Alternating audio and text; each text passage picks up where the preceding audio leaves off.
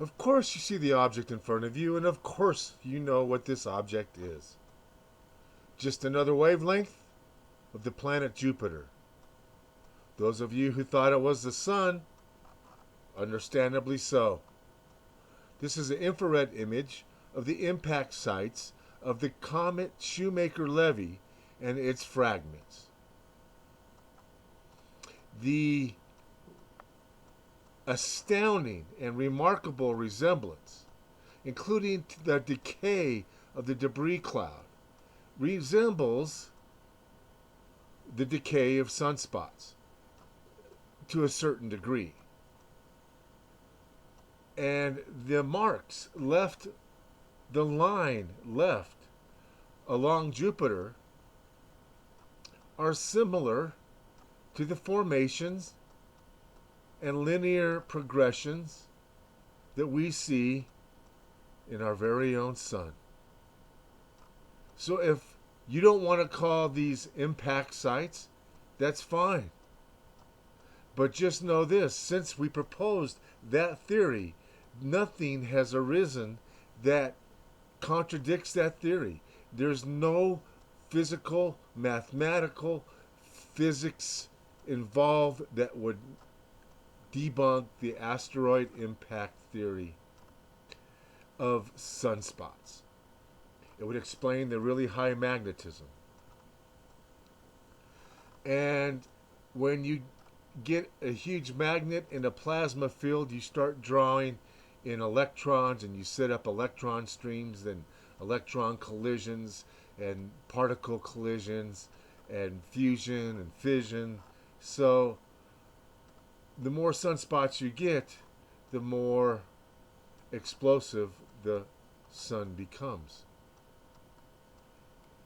Indeed, we see in our own tailstream on Earth where electrons funneled in at the equator gets to a certain point where they can't be forced in there anymore and they expel or jet out into the tailstream.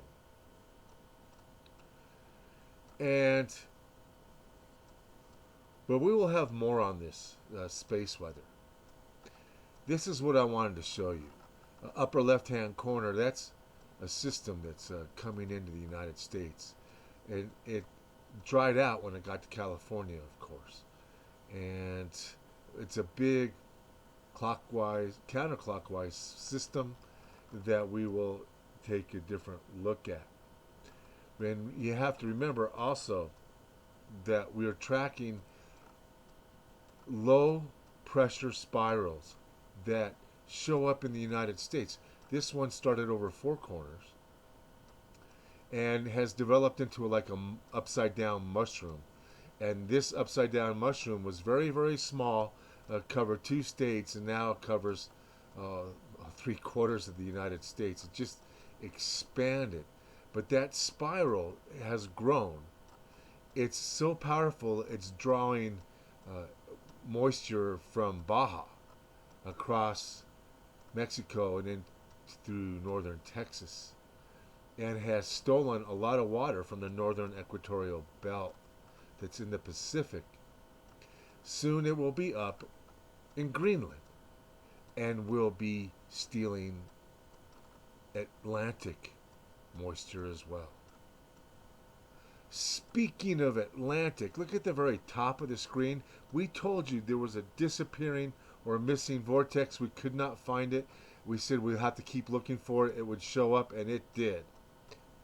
Now we go up north to Greenland and we see lower right another spinning system. That's not it. We see a big system right at Greenland, again almost mimicking the path of several other low pressure systems. But just below that one in Greenland, you see that hook, that spiral, and there it is. And that's a very strong spiral.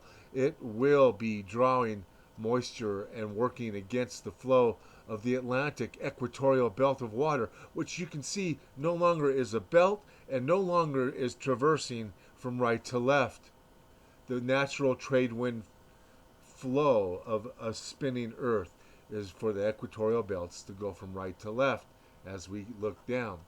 This is Canada, and that along the left hand side of Vancouver, you see a system moving in. We go to the Gulf of Alaska, and you see the top of that system swirling extremely fast, but then spinning off and shooting off a clockwise spin. Like we say, it's stuff flying off a merry-go-round. But that clockwise thrust was really headed high rate of speed into California, and yet when it hits the coast, the water disappears. This is how I know the weather is manufactured. Over Hawaii, you see Hawaii there. There is a counterclockwise low pressure. You can see it affecting the little tiny bits of moisture that are in the area. You can see the hook because of the temperature difference. Okay? To create that kind of spin and that kind of formation, it takes hot water and evaporation. So where's the evaporation? So anytime you get a low pressure system with no water, you have to wonder what is going on. This is another look at that storm slamming into Vancouver. You could see there was a southward push, and all of a sudden the southward edge of that spinning spiral turns flat, like it's meeting high pressure. But look right here, right at the juncture of the United States and Canada. We always said there's a low pressure system that always seems to be emanating from this location, and it splits these systems and it pulls water through the northern part of the United States and keeps it from entering anywhere south.